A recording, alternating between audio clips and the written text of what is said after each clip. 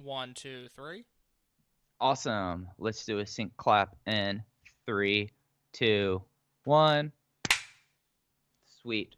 Then it is to me in three, two, one. Welcome back to Open the Voice Gate for April 27th, 2021. We are members of the Voices of Wrestling Podcast Network. You can find us on the Voices of Wrestling feed, or you can find us our own dedicated podcast feed on all podcast platforms applications. You could follow us on Twitter at Open Voice Gate. If you would like to donate to the show, just click the link in the show notes. It'll take you to our redcircle.com landing site. Just click the red box that says sponsor this podcast, and you could set up a one-time or reoccurring donation. No obligation whatsoever, but we would like to thank all of our previous donors. I'm one of your hosts. It's your old pal, Mike Spears, joined alongside my co-host and friend Case Lowe. In Case, what a week.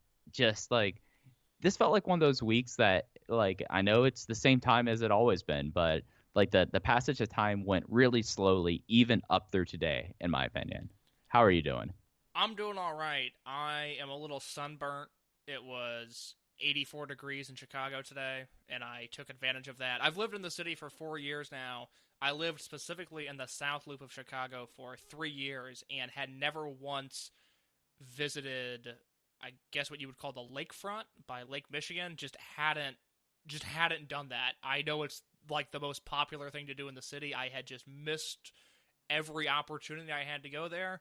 Finally ventured out there today and cooked in the sun for a long time. But yeah, it's one of those weeks where I think, especially in the context of Dragongate, we're getting bombarded with news constantly, and we're recording this on Tuesday the 27th, and hopefully by the time this comes out, all of the information we have will be up to date, but things are changing at such a rapid rate. It's one of those deals where we're getting a lot of news, but time is also moving very slowly. Yeah, and it's something where, at least in my opinion, like just like related to Dragon Gate, because I've been dealing with the same weather thing.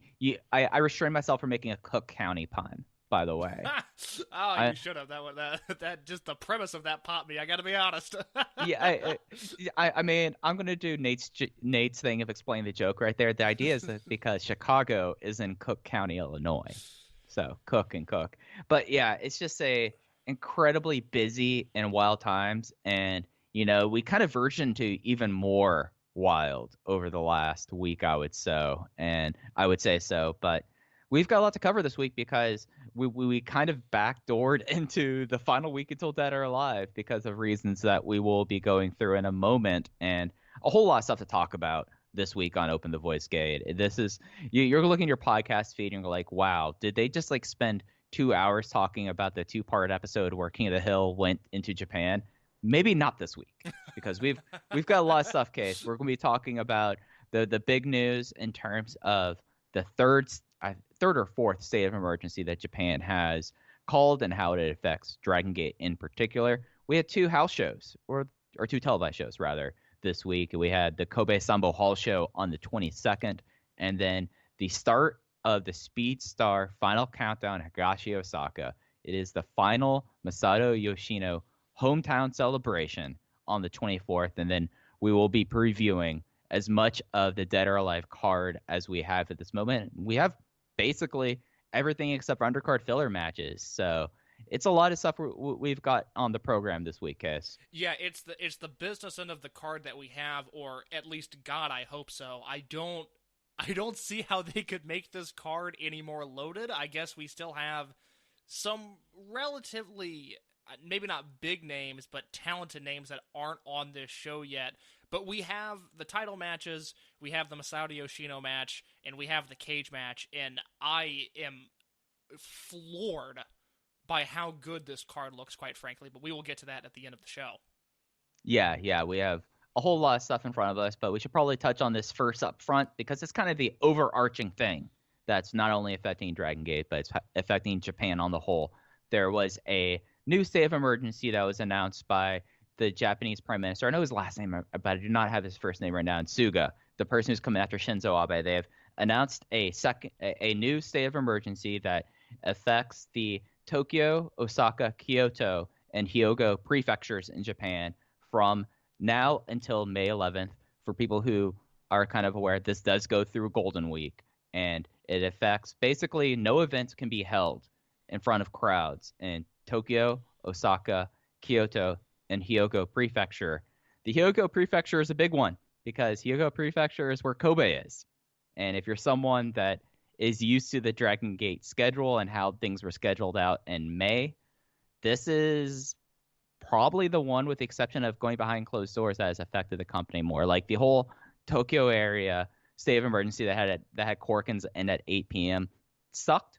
Like there's no way to put it about it. It did not necessarily do well with Dragon Gate, but this one, I mean, this one is a serious one for the company, guys. Well, in the scope of Dragon Gate, it quite literally could not come at a worse time, because Mike and I have been talking on this show for a while now about how, especially if you want the most bang for your buck and you're not a frequent, or I guess rather consistent, Dragon Gate Network subscriber, you were going to get 5 shows in the first 7 days of May, with the Osaka number 2 show on May 1st, the back-to-back Kyoto KBS Hall shows on the 2nd and 3rd, Dead or Alive on the 5th, and a Korakuen Hall King of Gate kickoff show on May 7th in Korakuen Hall. Now, luckily, as of the time we're recording, and this will be our Dead or Alive preview, as next week we'll be back a day later with an instant reaction to Dead or Alive. We're going to get that out as soon as we can. As of now, Dead or Alive is safe, and that is obviously very good, just for a number of reasons. That card is loaded. You would hate to see that specific audience lose their marquee show for a second year in a row. But this wipes out a ton of shows, and a ton of shows that matter, because even the next week you lose that Kobe Sanbo Hall show. So you're eating away at 2 really big King of Gate shows. Mike can talk more about not even necessarily the global ramifications of it, but just real world stuff. But I'll take you through the Dragon Gate slant of things real quick, where you obviously lose the Road 2 shows leading up to Dead or Alive. We have the big matches, so it's not that big of a deal. But we do have mystery opponents for the Masato Yoshino match, and the only time they're going to have a chance to, I guess, make a move and do an angle if they want to reveal those mystery participants before the show is going to be on the 29th or on May 4th on those house shows, because after that the next show is going to be Dead or Alive on the 5th. And then you lose out on those first 2 King of Gate shows, May 7th in Korakuen Hall, which, as we've talked about numerous times, was a loaded lineup. The Ben-K versus Naruki Doi Final Gate 2019 rematch, another Dragon Kid versus SB Kento match, and Yamato versus Shun Skywalker, which Mike and I have predicted, and we don't know anything, we haven't heard anything, but just given the way Dragon Gate books, and we feel like we know their booking patterns quite well, we were kind of penciling that in as maybe that would also be the Kobe World main event for this year, that they were going to kick off Yamato's return to the Dreamgate scene on this show with a victory over Shun Skywalker. That is now out of the question.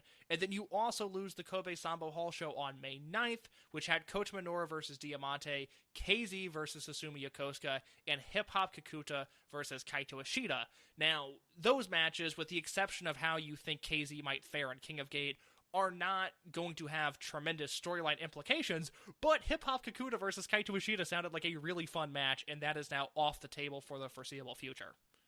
Yeah, and looking at what is announced, and they don't have the full July lineup yet, but this cuts into a lot of the build to both Kobe World Pro Wrestling Festival 2021 and Speedstar Final, which are the back-to-back shows in Kobe World Kenin Hall. And I guess like the big thing that I'll ask you, Case, is do you think that they have to completely redo what they were playing for King of Gate? Because now, I mean, they have still the doubleheader in Fukuoka on the 15th and 16th. They have their semi-annual trip to Hokkaido, which has 3 shows in Sapporo EE1 Arena or Stadium. I know I mispronounced that, but that's how it's spelled out in English, so that's how I pronounce it. And then the final in Corkin in June.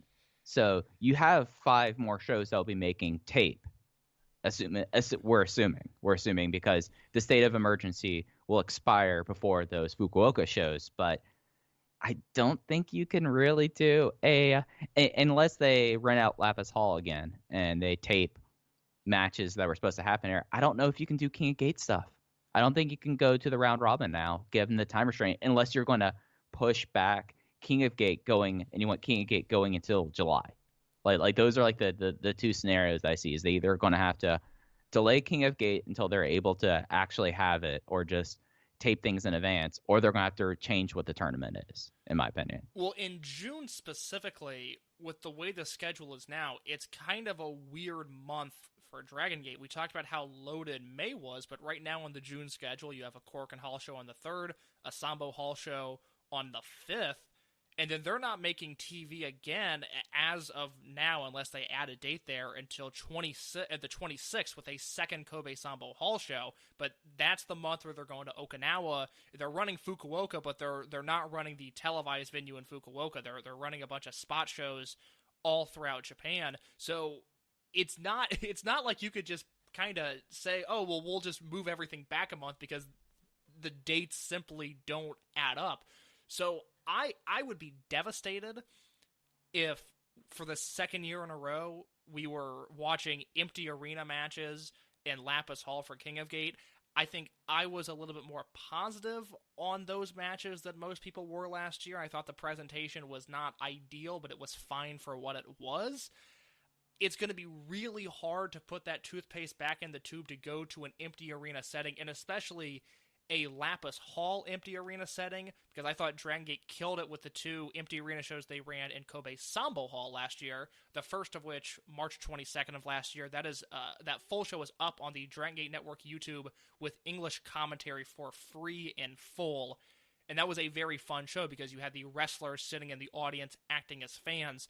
Once they moved to Lapis Hall, again, I thought it was fine. There are promotions that struggled far more in an empty arena setting than Dragongate did, but it was King of Gate, and King of Gate really matters in this promotion. It just signifies the time of the year and the intensity as it ramps up to Kobe World, and I think it would really suck if we were watching KZ versus Susumu Yokosuka in Lapis Hall instead of, a month later in Corkin Hall, or even, a half-capacity Sambo Hall, whatever it is.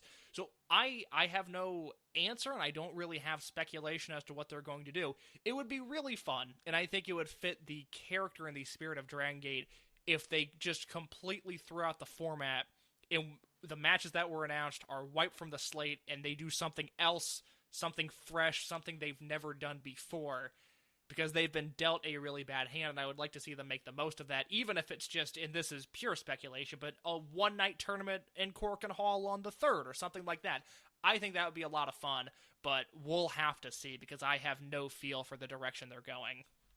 Yeah, it's kind of hard to predict with the situation here, and whereas the last day of emergency really did not hurt Dragon Gate as much as it would hurt your Tokyo-based promotions, this one, this is one that's going right towards Kansai. And for people who don't know, Dragon Gate's a Kansai promotion. Kansai is what's considered the western region of Japan. It consists of Hyogo, Kyoto, and Osaka, and that's the company's bread and butter.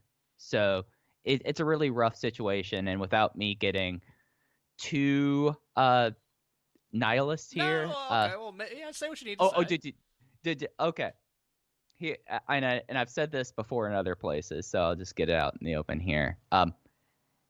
Japan is both fortunate and unfortunate about what's been happening with their treatment of COVID-19. They've been very fortunate that it is a country that is used to wearing masks because of other epidemics that hit East Asia in the late 90s and early 2000s. So it was already ingrained, and it was not uncommon to watch shows and see someone before COVID wearing a mask in a crowd. Like, that was just kind of one of those things here. No, quite frankly, as a dumb American, it was almost fun to go like, oh, it's mask season in Japan. You start seeing more of that in all of the venues, and I did not think it would rock my life the way it has.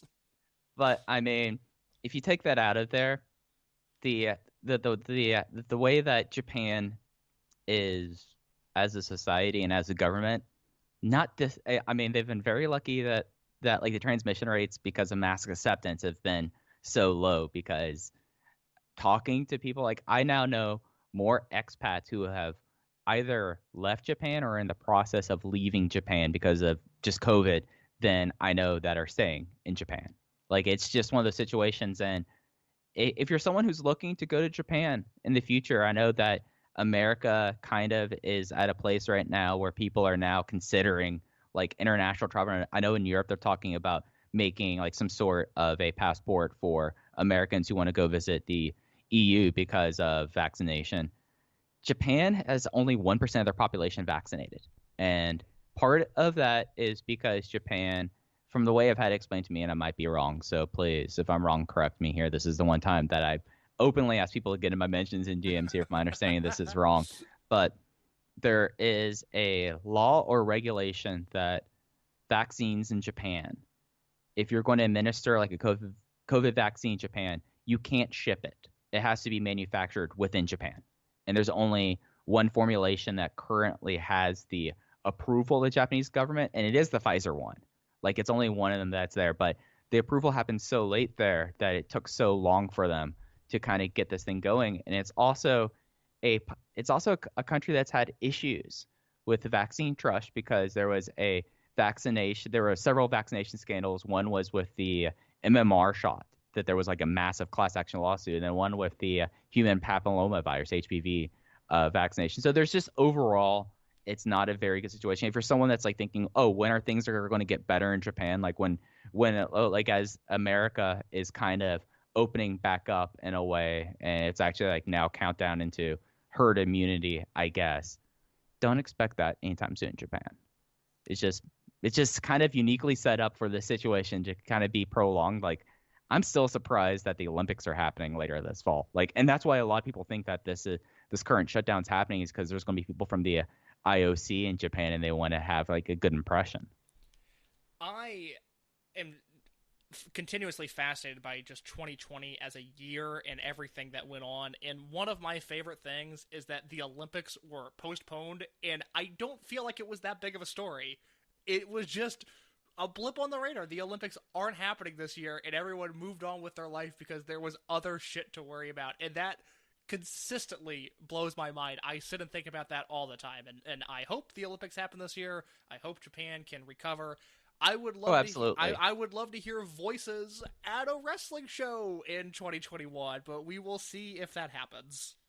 Yeah. So real unfortunate situation. It's still a moving topic, so we'll see how things kind of change as we move along. And I mean, kind of affected this last week of shows pre Dead or Alive because, as Naruki Doi aptly put it during the Higashiosaka show, if they did this show one day later, they would not have been able to run because the state of emergency hit Osaka Prefecture on the 25th. And it just kind of was one of those things that, like, I don't remember when exactly the state of emergency was announced. It was announced on the 23rd, so it was after the Kobe Sanbo Hall show. But it just was like something that I felt like that, at least watching back through these shows, like there was kind of like an air of like, okay, this is going to be the last time for these kind of shows for a little bit. Did you have that feeling about these shows as well? Well, it impacted me on like a personal level because I did not watch the Sambo Hall show live, but as we talked about last week, I was really excited for this Sambo Hall show because from this venue, and this is the show that happened on the 22nd, on paper, it was the most loaded Kobe Sanbo Hall show, especially a non-King of Gate Sambo Hall show, that I can remember. I mean, this was a big lineup with title matches and all this other stuff going on. It felt like a big deal. I was going to watch it live the next day, or I just watch it the next day, and the next day is when all of the news broke that we were going into another state of emergency, and it was devastating because for me, this was going to be the ramp-up show. You had this, the Masato Yoshino homecoming show, and then Hell Week in May, and I was like, well, here, we're going to hit the ground, and we're going to be off, and we're going to get Dead or Alive and King of Gate, and Dragongate is going to be back in the forefront of people's minds, hopefully. And then I waited the day to watch the show, and then it was like, oh, God, all of those shows got canceled, and it just sucks so much. But the good news is, especially this Kobe Sanbo Hall show, there was a lot to like on this show. Yeah, and I would say that maybe like my star ratings are a little bit lower than the rest, but I can't remember of a Kobe Sanbo Hall show that felt so alive. And we'll get into reasons why I felt alive, but it just was such a pleasant show to watch, and it just was a great 2 hour 15-minute show, and just very surprising, I would say, with like the stuff that I was expecting to kind of be a little bit underwhelming completely kind of took me aback. And we had a lot of surprises on the show, and it provided a very interesting stop. Like, this one felt like the true go home for Dead or Alive. Like, I know they had those Kyoto shows that were supposed to be coming up this weekend, but this felt like the proper go home for Dead or Alive to me. Yeah, this is one of those shows that, for whatever reason, is going to have a prolonged effect on me. I think about from the same venue 5 years ago, the May 22nd, 2016 King of Gate show, which it was so impactful that 5 years later, I know the date off the top of my head, which, yes, it is some form of a mental illness, and we're working on what that exact diagnosis is that I pertain Kobe Sanbo Hall Oh, information the way that I do. but you're in good company here with like knowing just unnecessary things and realizing like this is what part of my life has been devoted to. This is what my brain is like knows instead of like knowing how to ride a bicycle. I know like Exactly. like case 12-1 2016. What was the big thing about that show? That was the 5 versus 5 rookies versus legends match. It's one of those matches that we know by date because I remember I was listening to Rob Naylor on a podcast once, and he just did, it was almost like a swagger walk of wrestling knowledge where he was like 120.97, 331.06, some other match like 7:17.11, maybe it was Punk Cena. It was just like those are the matches you know by the date, and that's what it's an all-time great match. I was like, god damn, that like sounded cool almost, and it's Rob Naylor on a wrestling podcast. But 5/22/16 was that King of Gate show. It was Shimizu versus Doi, Don Fuji versus Shingo, Dragon Kid versus Mochizuki, and Tozawa versus Susumu. And that was a show at the time that people were raving about. And I had one of those this past year, the August 9th Ideon Arena Osaka #2 show, which had Yoshino and Doi versus Jason Lee and Punch Tamanaga, and then it had that great main event of RED versus Team Dragongate, where we really saw the coming out party of Coach Minoura, and we realized like, oh, this guy is for real. And that was just one of those fun shows. And I think this Kobe Sanbo Hall show, forget the state of the emergency, which will obviously leave some sort of impression on our mind, but just the fact that we had, 3 returns on this show? Yeah, this show, with the exception of like the long-term injuries, completely cleared the Dragon Gate injured list. Like, case we don't have to do an injured list report anymore because it's all long-term stuff, or we don't know because we haven't heard anything. Yeah, or because just like question mark in the case of Strong Machine J, because that man has been under repairs for quite some time now. But you had 3 returns, you had a title match, and you had a super entertaining main event. And we were talking last week about the Royal Sambo Battle Royal and how, I think they have their place. They don't annoy me, but I'm not excited about them after they ended the Ichikawa storyline. And the Battle Royal here got press in Japan. Like, there were websites in Japan writing about this Battle Royal and the finish to it. And it's just like, my God, like, this was just a fun show that for a pandemic crowd I thought had good energy. And so very rarely on a show where we have so much to get to are we going to sit down and talk about every match on a Kobe Sanbo Hall show, but I kind of think we have to. Yeah, we kind of do. So let's get into it. It was on the 22nd. Attendance was slightly down, 302 versus 306. So still a very strong showing here.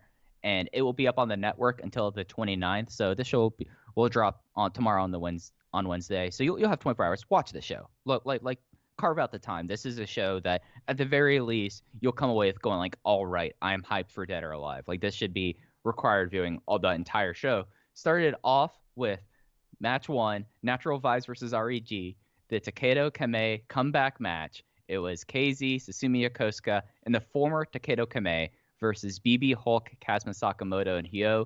The fall was KZ over Hyo with the running elbows match, and Takedo Kamei is no more. Now in his place is Funky Jack Kamei, the master of the Pow Pow. And buddy, hey, you know how much of a Kamei fan I am to begin with. And Kay's gonna just say, I love this new gimmick for him. It is perfect.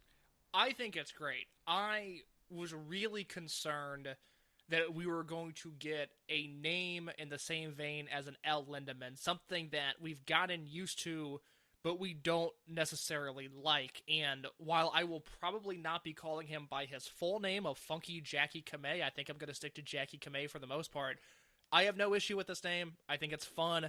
I think you have to, at this point, especially with the second incarnation of this unit, without Punch Tamanaga and without Brother Yashi, I think you have to actively try to not be into natural vibes. And I think Kamei is a perfect fit in this group. We saw it here. This is a win. This is a total win, and I'm really excited to see where they go from here. This feels like a unit. And again, we thought at first, oh, this natural vibes thing is a ruse. Maybe KZ is going heel. There's no way they're just revamping this unit. And then we were like, oh, it's real. This is kind of a bummer. And we have been proven so wrong. At least I have. I don't want to speak for you, but I love what this unit is doing right now because it's kind of...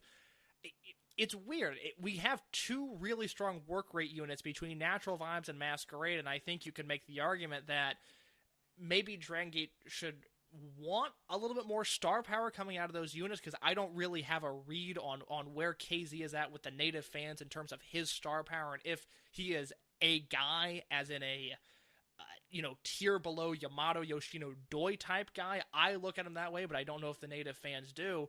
But I do know that Natural Vibes is really over with me, and I think the unit, the aesthetic, the entire thing is a huge home run right now.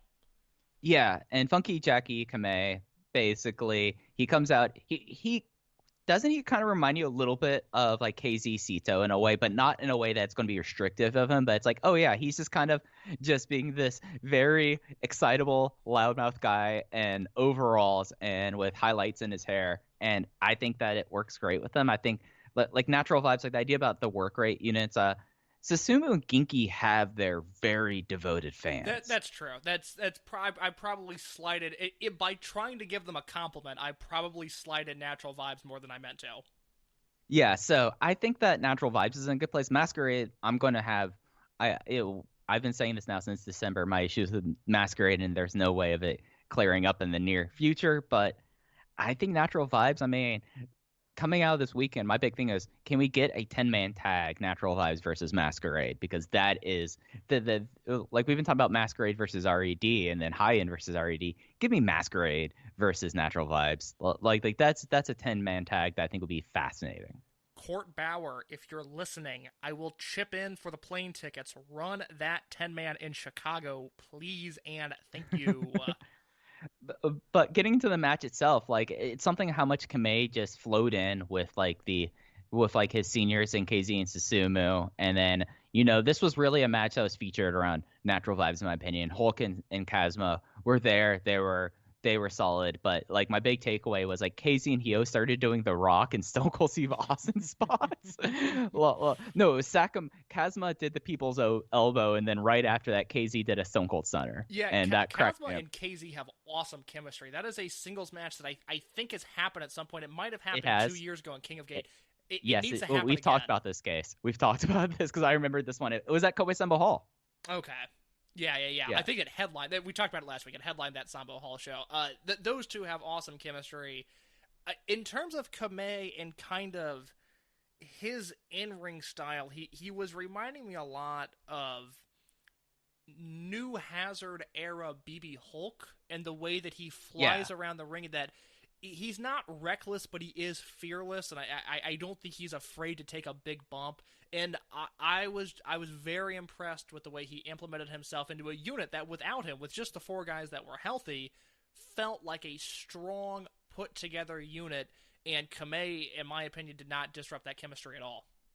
Yeah, and if anything, like talking about, like, for lack of a better terms, shouts to Mike Bailey, he's a speedball in the ring. Like, he kind of bounces off everywhere, and he's fearless, and that's an element that Natural Vibes did not have, which is something that I feel like adds a little bit to the flavor, the same way as we get into another return that we'll talk about very briefly. But it's something where, like, I'm going to be very interested in seeing how his ring style develops now that he has his character. Like, SB Kento, like, completely changed his moveset when he went from Kento Kabune to SB Kento. Hip Hop Kakuta just added in a whole lot of hip attacks, but is mainly kind of like the same Power Junior. But Kamei, I mean, he's in a very unique situation just because of his size, and in general, like, he has the Torbolino. The Torbolino will be a move of his, which fits in with his style very well.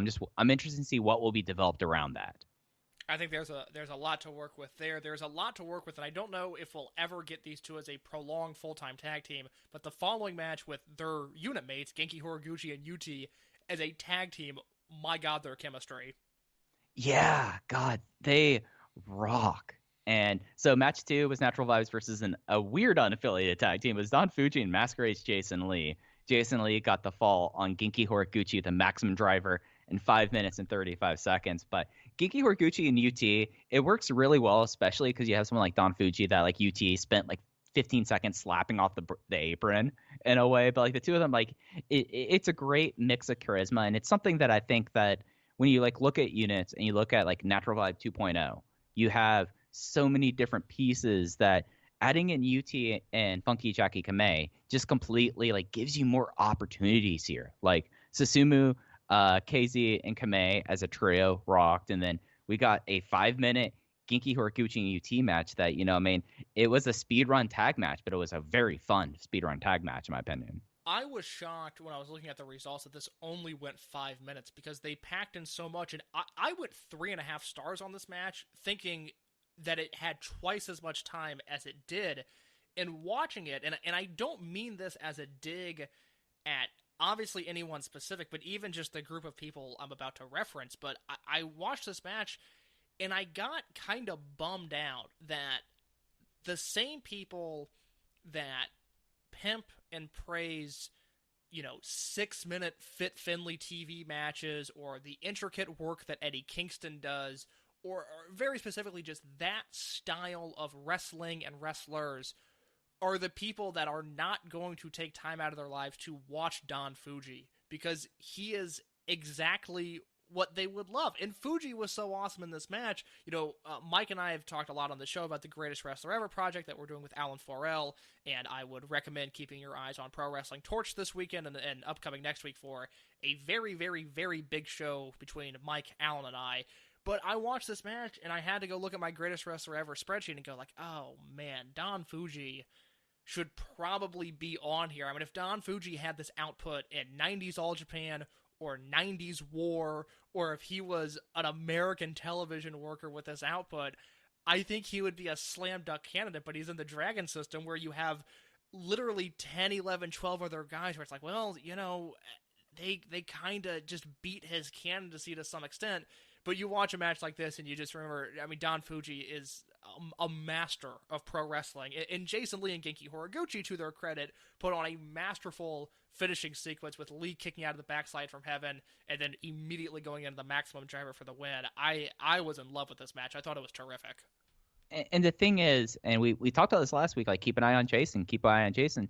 Jason, the way that he penned Genki out of this closing stretch, which was like a speed run tag match, he came off looking like a monster because he like spiked him down, did the emphatic pinfall, celebrated, and we immediately had a Dragongate challenge for Dead or Alive. Jason challenged Genki Horiguchi as he is 1/3 of the champion team with Susumu and KZ. And there was some back and forth about like, okay, so I guess then it's going to be you, Minoru, and La Estrella. And then that was not the case because Dragon Dia made his unannounced return. He is back. He has recovered from his collarbone injury, and he is a part of the Dragongate Challenge team for Dead or Alive.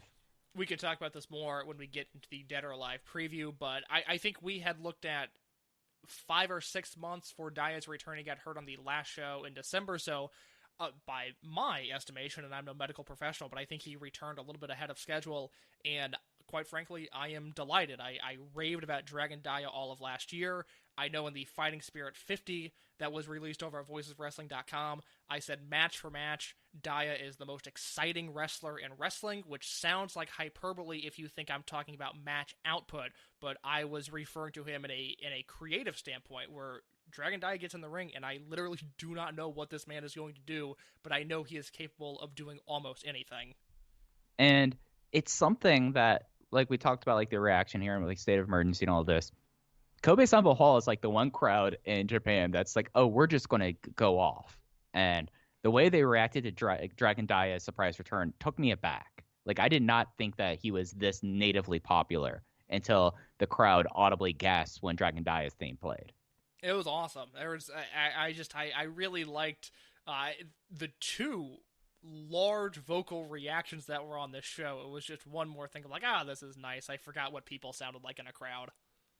Yeah, yeah. So that was absolute fun. That was just like a 1-2, like just big hitters right there. And then we led right into High End versus RED six-man tag team match. Yamato, Dragon Kid, and Benkei of High End versus Kaido, Ishida, Kai, and SB Kento of RED. Yamato won after an accidental a hit from Kai in 9 minutes and 3 seconds on SB Kento. And this was the match that I was like, oh, okay, I'm done with the cage build, and we had more cage build here. So we could pretty much just cut and paste what I've said about the feud leading the cage match here, in my opinion, for Yeah, this match. the one blessing in disguise about the state of emergency is that we're not going to have to watch 3 more Road to Cage matches, and that is a huge win for all of us because, obviously Kai, SB Kento, Drenkin, and Yamato, they typically, I think, steal the spotlight whenever they're on the screen, but for me, this was a Benkei match. I thought this was one where Benkei was able to get his shit in. I thought he looked good.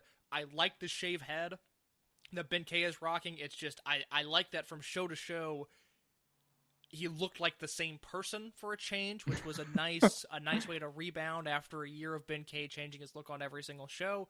Thought he looked good here, but I don't have a ton of thoughts on this because it was more of the same from the cage match participants.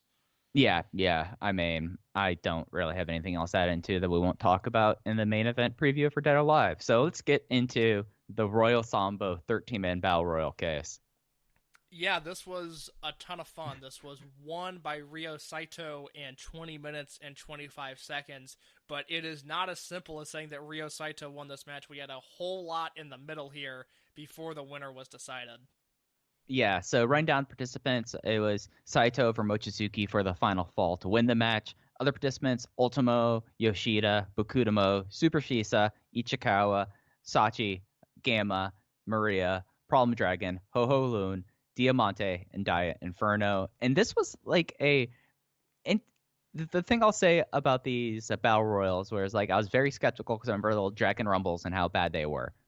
This one, like they keep on providing new twists to these matches that I find incredibly fascinating. And this was a battle royal with a lot of stages to it.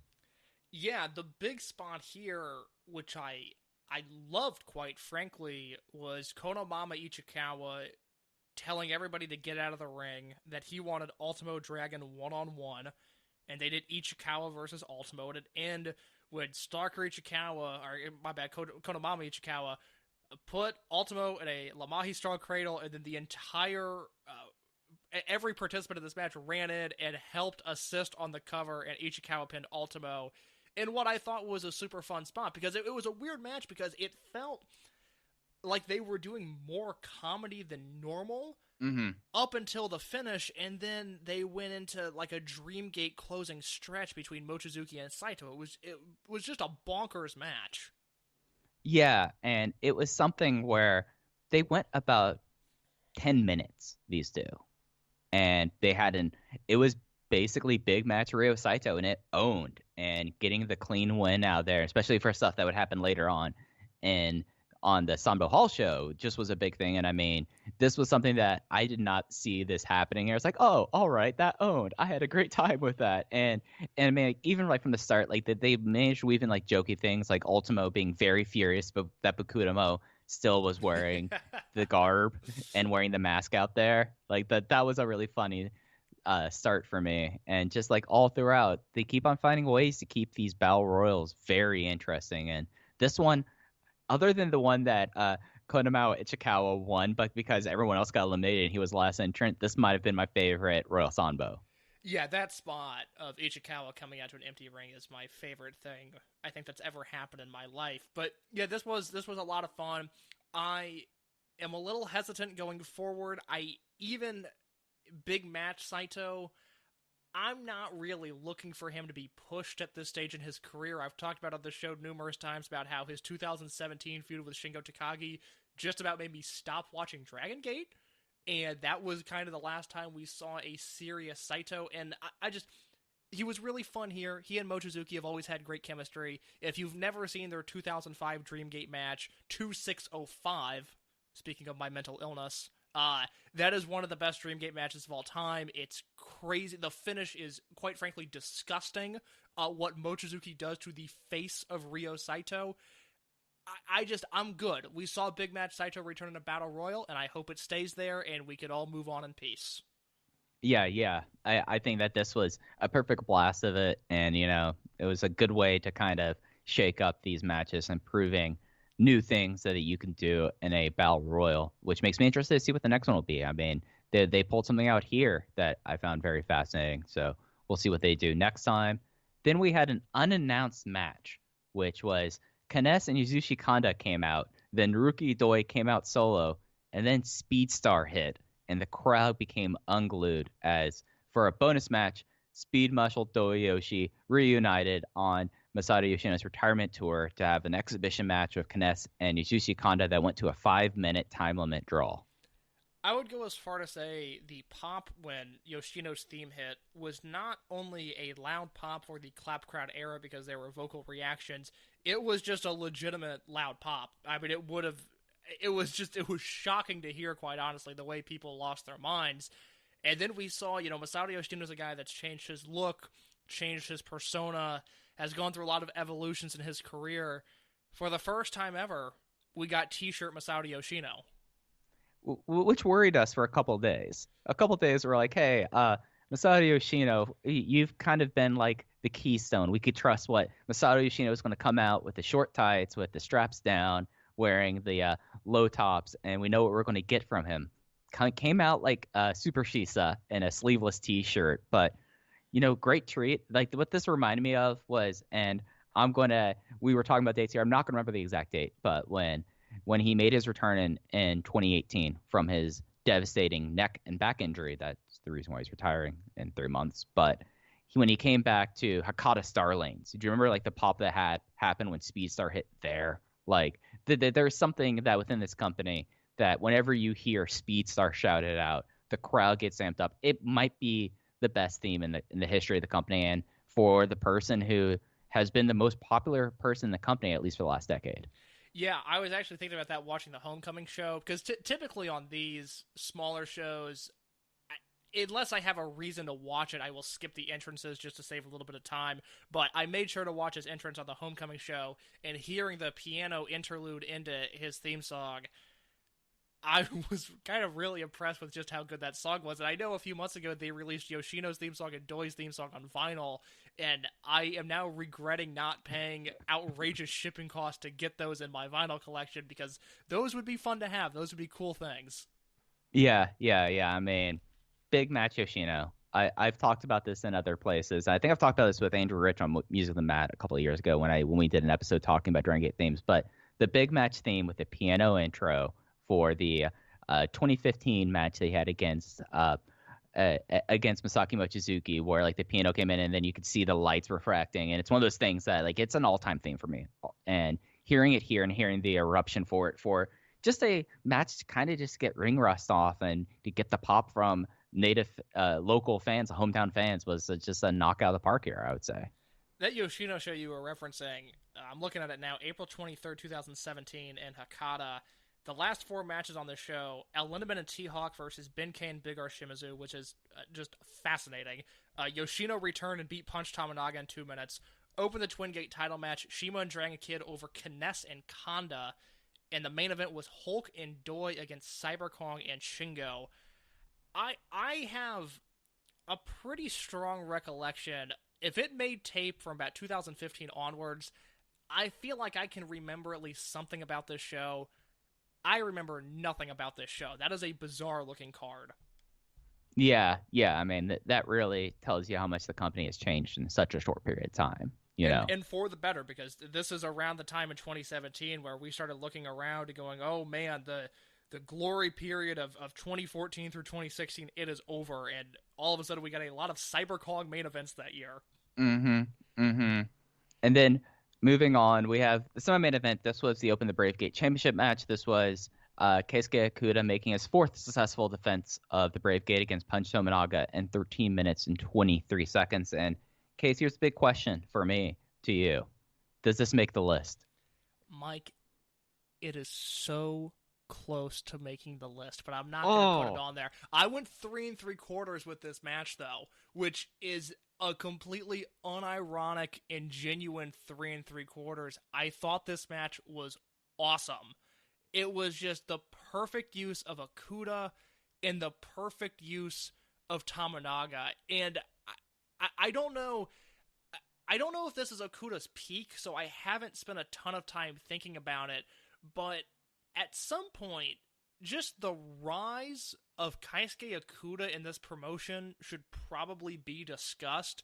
That he hmm came in with a different style, a different background compared to the rest of the guys. He was a former IGF wrestler, IGF fighter, the Inoki group, and then he came into Dragongate because he's been K's friend, and he's just been awesome for 2 years now because he came in right after Dead or Alive 2019 and assimilated himself into the promotion really quick. He got lucky with when he came in. Mochizuki Dojo was a thing, and he obviously worked in that group.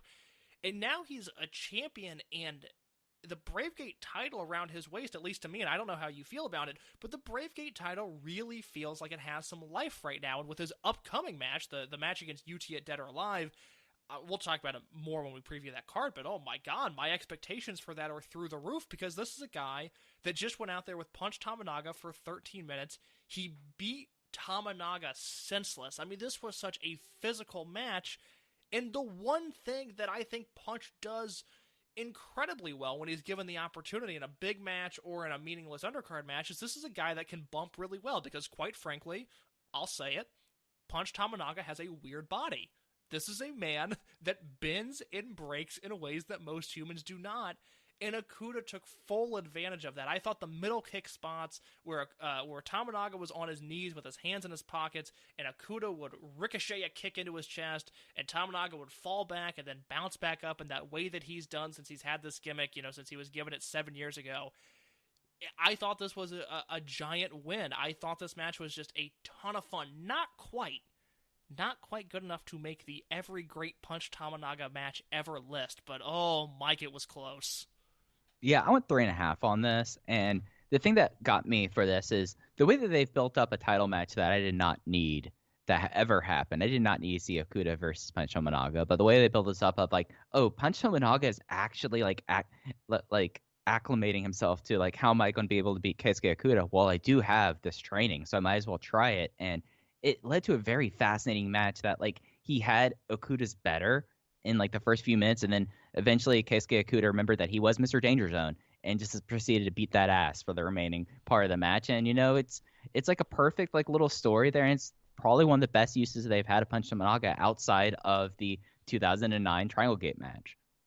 We just talked about that show from 2017, and one of the big changes has just been the de-emphasis of Tamanaga because as much as we love Shingo Takagi, and this is not a podcast that is going to disparage him, but the Takagi-Tamanaga relationship by the end of it was kind of exhausting, and you saw Punch in these spots that he was in too often and quite frankly had no business being in the first place, but he's a wrestler. I mean, there's a reason we had fun in August when he had a 4-star match because you look through some of the matches he's been in, and it's like, oh my god, Punch Tominaga has been in some like historically great Dragon Gate matches because when he pops up in a big spot from time to time, he's a ton of fun to deal with. He is just not someone that needs to be, the 6th man on the bench or the 7th man on the bench. That man needs to be at the end of the bench, and when everybody is down and out, you can call him up and he'll deliver in the spot that he needs to.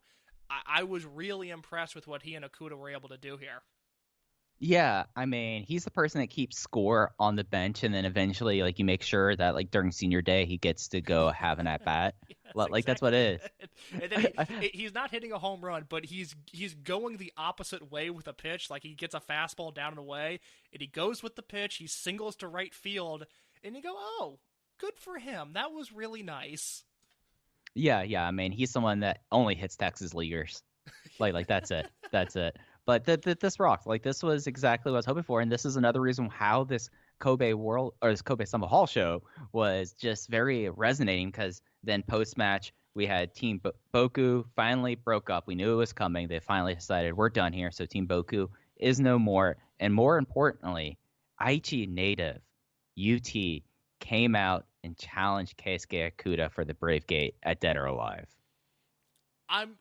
Look, I love UT, and for a lot of years I did not. And I have come around. He's quite honestly one of my favorite wrestlers to watch. I I would, if I was his medical advocate, I would advise against this match because I have seen what Keisuke Okuda can do to other people, and I have seen UT's body break, quite honestly. And for as excited as I am about this match, I have like legitimate concerns that UT is once again going to be derailed by injury.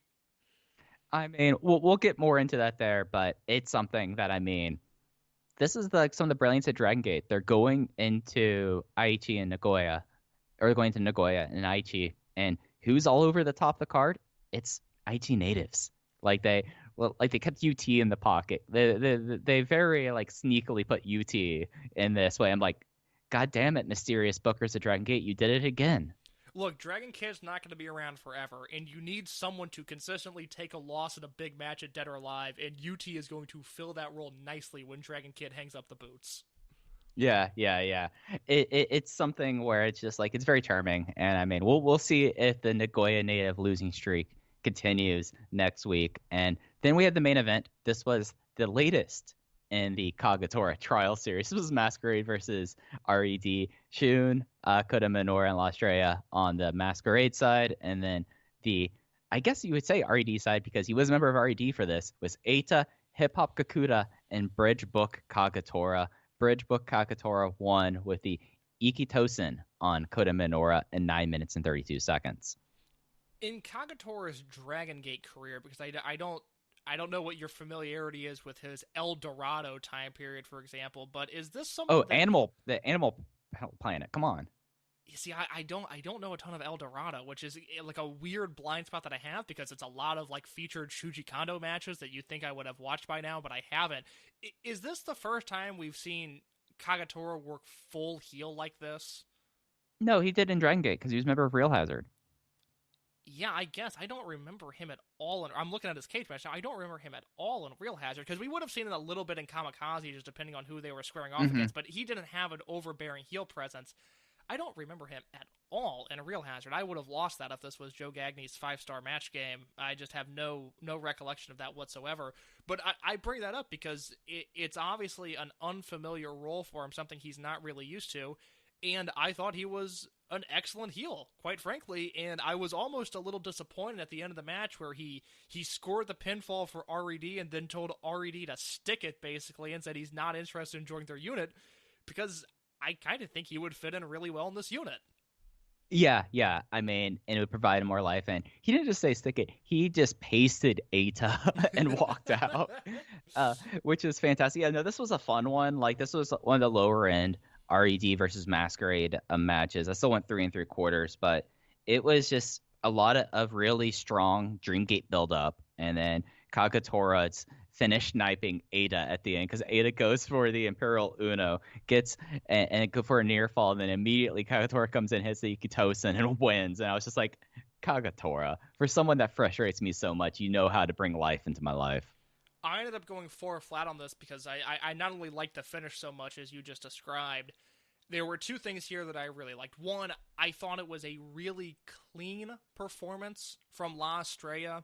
I think, he sort of disappeared for us at the beginning of the month, and since he's come back, he's starting to look a little bit more well-rounded. He's nailing his signature spots, but you look at the in-between stuff, I thought this was a really good performance for him. And then Skywalker and Kakuta continue to kind of knock my socks off with their interactions, and I think they are going to have a really outstanding Dreamgate match at Dead or Alive. So there was a lot to like here. I went 4 flat. It's in the notebook, and I wish we would see more heel Kagatora, quite frankly. Yep, and that that concludes a very newsworthy Kobe Sanbo Hall. Again, it'll be up on the network until the 29th. I say go out of your way to go and view it.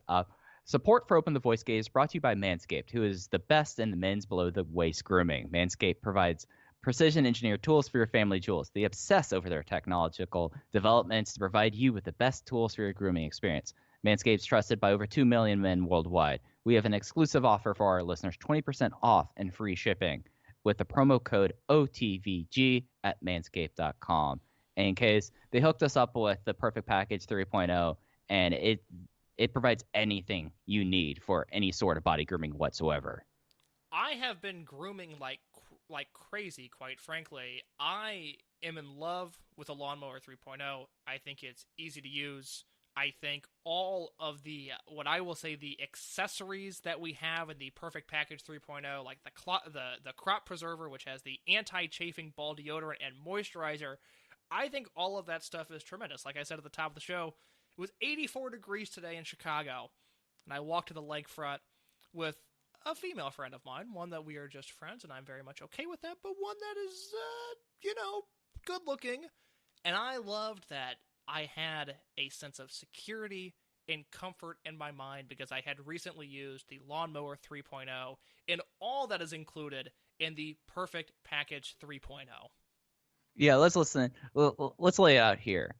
It's not a dry heat right now, and it's something that I'm used to in the South. I'm used to in Miami. I'm especially used to in the mountains in South Carolina. But being able to have something like the crop preserver, where you just know, like, all right, I'm not just going to have like sweaty grundle. I'm not going to have something that I'm going to feel uncomfortable about, and I'm going to be self-conscious about because I know that the crop preserver is there to protect me and protect my loved ones because they don't have to deal with both my anxieties or actually experiencing what I'm fearing. Mike, it's simple. If you use promo code OTVG for 20% off your first order and free shipping at manscaped.com, your balls will thank you. Yes, so get 20% off and free shipping with promo code OTVG at manscaped.com. That's 20% off with free shipping at manscaped.com and use promo code OTVG. Unlock your confidence and always use the right tools for the job with Manscaped. And it's interesting case how we went from this very newsworthy, this very end of the run, your final go home show for Dead or Alive, and then 2 days later in Higashiosaka, we had the start of the Speedstar Countdown, Speedstar final countdown in Higashiosaka, and just two completely night and day shows, both incredibly watchable, but it just feels like that they did everything they needed to do for Dead or Alive at Kobe Sanbo Hall, and then when they're in Higashiosaka, they could start celebrating the career of Masato Yoshino. Yeah, this is one of those shows that under, I guess, what I would call normal circumstances, we don't get a lot of these homecoming shows on tape, which I think is disappointing because I think the cards are always fun, and I really wish with the accessibility of the Dragongate network that we would see more of these homecoming shows because really we would only get Shingo's while Shingo was here because FMW brain Shingo would book some crazy dream matches, and we would either get it sometimes in full or sometimes just in Gaiora bumpers in a clipped sort of fashion. But we've been getting the Masato Yoshino Speedstar Final Countdown shows in Higashiosaka. We got one last year when we thought this is going to be the final one, and now we're getting one this year as it will very likely be the final one. And it's just, almost the wrestling equivalent of a potluck. I think everybody was there in a very casual way. The wrestlers brought their talents to the table. None of it was tremendous, but none of it was bad. It's a very middle-of-the-road show with a few noteworthy things, but nothing groundbreaking. If you're pressed for time and you're on the Dragongate Network, quite frankly, I would recommend just watching all of the Sambo Hall show and skipping this if you are crunched for time. But there was some stuff on here that I found myself enjoying. Yeah. I think that we went in depth for Kobe Sanbo Hall. We're going to touch the things that really kind of drew us to the show and kind of with the things that we kind of walked away going like, all right, that was very touching.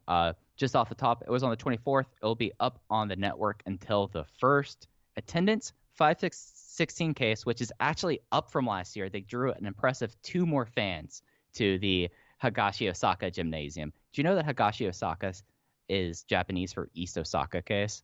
I did not know that, Mike. I do know that growing the audience by 2 people is good enough for me to vote for Masato Yoshino if he's ever on the Wrestling Observer Newsletter Hall of Fame ballot. That's a real quick.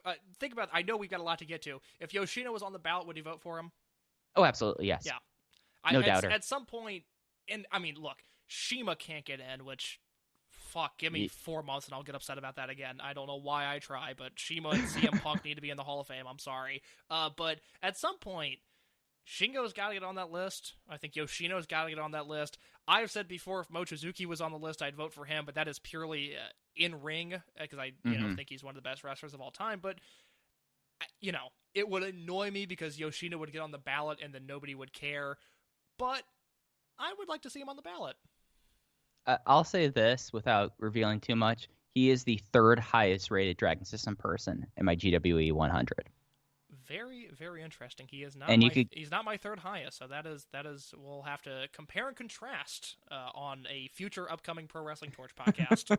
yeah, but no, he's such a no doubter for me. I mean, it's just one of those things that you like look at him, and he is one of the people in the company who I would say would have a total influence kind of case. I mean, Lee Moriarty wears like straps down because Masato Yoshino is one of his favorite wrestlers. Like aesthetically, he is an influence in a way.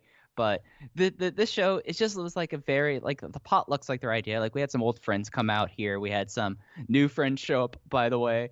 But it just was just a very enjoyable watch. I felt like this one kind of ran a lot more smoothly than last year's, where we had the musical performance of Dragon Dia's theme song. We didn't have that here. We didn't really have a lot of interludes here. Instead, we had 6 matches, and a lot of those kind of in Masato Yoshino's image here. And we had one match on here that was a notebook. Case, I'm going to run down results, and we can kind of pick and choose if that works for you. Yeah, I'm now fascinated by what match you went notebook on.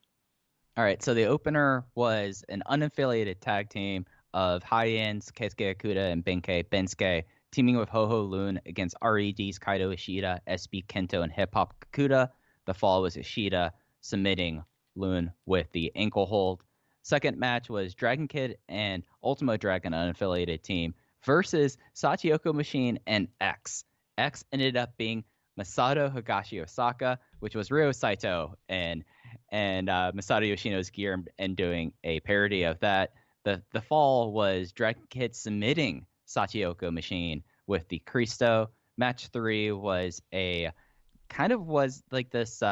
It was the Buddy Cops versus RED. I was trying to remember, like, was this a match that happened before for the titles? I don't remember, to be quite honest right now. But it was Mochizuki and Yoshida versus Kazuma Sakamoto and Kai. This was a no contest after RED interference. Match 4 was Don Fuji and Toru Owashi making a stopover for Masato Yoshino's hometown farewell versus Yasushi Kanda and Kagetora. Owashi won with a running chokeslam on Kanda. Match 5 was Natural Vibes versus Masquerade. It was KZ, Sumi Yokosuka, Genki Horiguchi, and UT versus Shun Skywalker, Kota Minoura, Jason Lee, and La Estrella. It was Shun Skywalker with the SSW on Genki Horiguchi. So that's 2 straight falls for Genki there. And then the main event was the 6-man tag team match, unaffiliated team, Masato Yoshino, Naruki Doi, and Yamato, half of the Big Six, against the RED team with one member of the Big Six, BB Hulk, kind of the star of the young generation, Eita, and Hyo.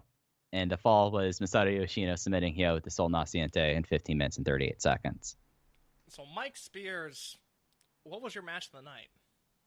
Natural Vibes versus Masquerade, 4 flat. Interesting. I would say not even my favorite match on the show. Really? Really? So what was your favorite match on the show? I really liked Masquerade versus Natural Vibes. For some reason, the middle portion of the match didn't click with me. I thought it started hot. I thought it finished really hot. I am very excited at the prospect of a match that I know we're not going to get, which is Shun Skywalker versus Genki Horiguchi. I think those two would vibe off each other very well.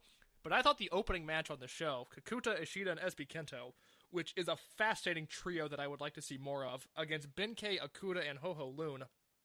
I went 3 3/4 on this and was quite frankly very close to going 4. I don't know what it was about this match. You're much higher on this than I am. It wasn't like a dumb jock 6-man. I mean, not with an educated man like Ho-Ho Loon in there.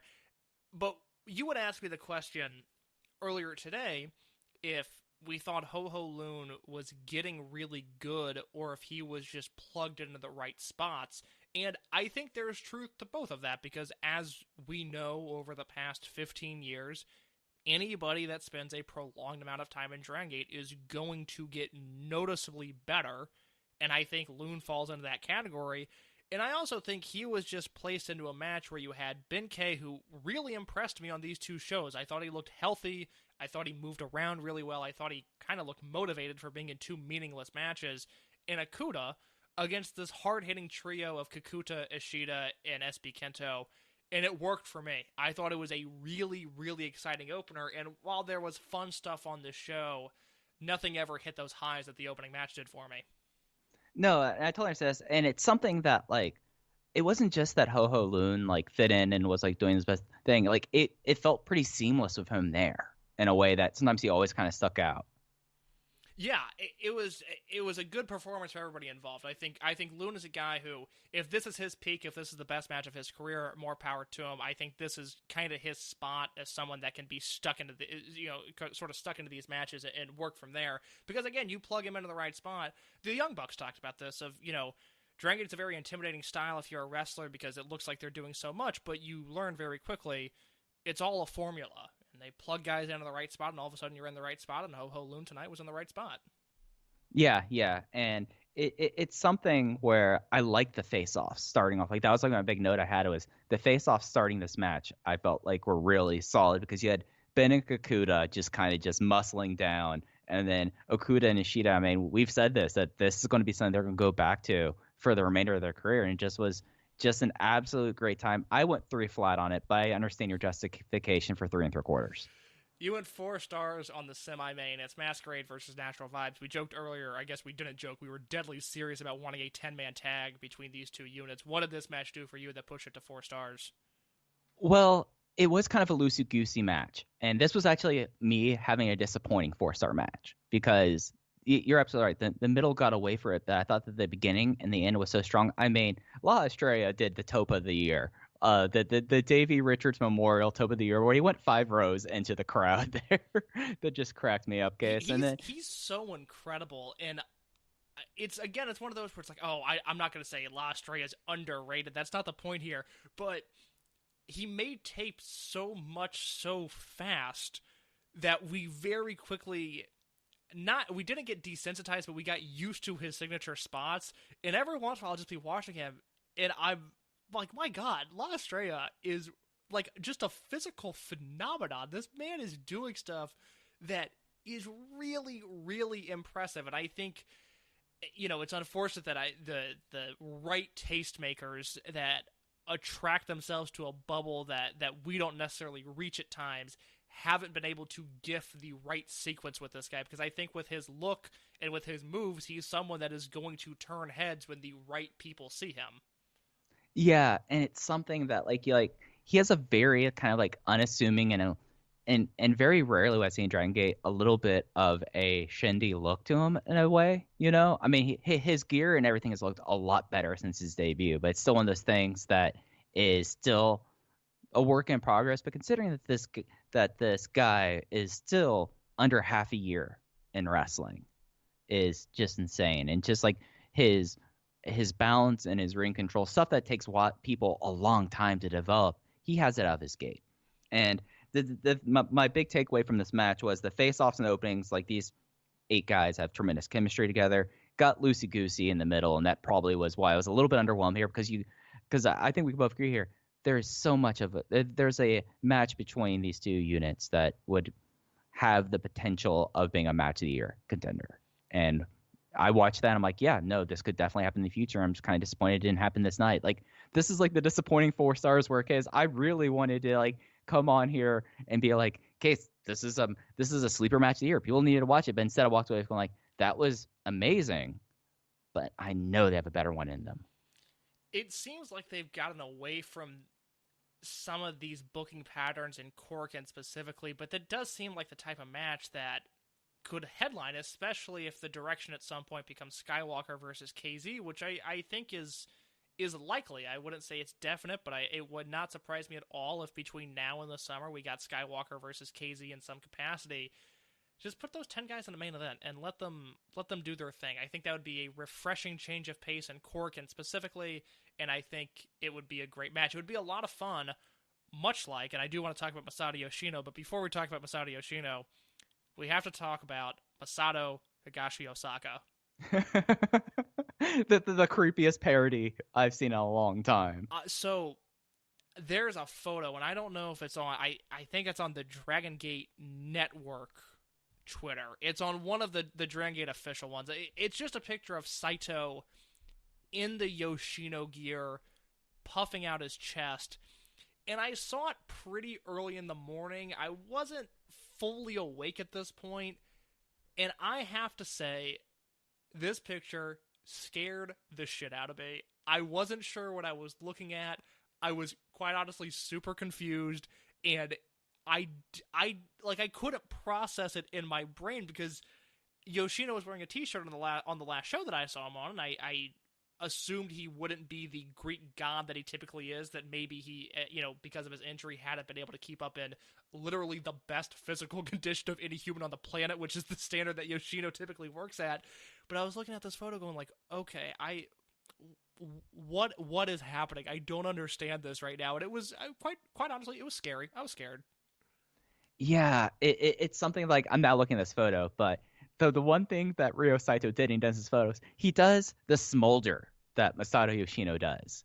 Like, and he kept on playing up on the fact that Masato Yoshino has like the eyebrow raised, just plain ahead. Like you like look at his eyes, and it's a very sensual look. Case like I'm confirming enough myself to say that Masato Yoshino can do a very sensual look, and Ryo Saito is someone who should never be doing that look in his life because it looks disturbing.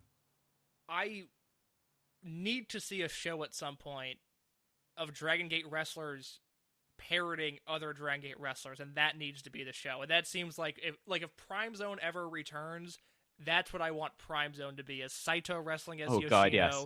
Shimizu wrestling as Ultimo, Doi wrestling as Punch Tamanaga. Why not? I need the Yoshino parody. The physicality that Saito had was unbelievable. It was such a good parody, and it was creepy. It was just disturbing. I didn't like it, but it was so entertaining.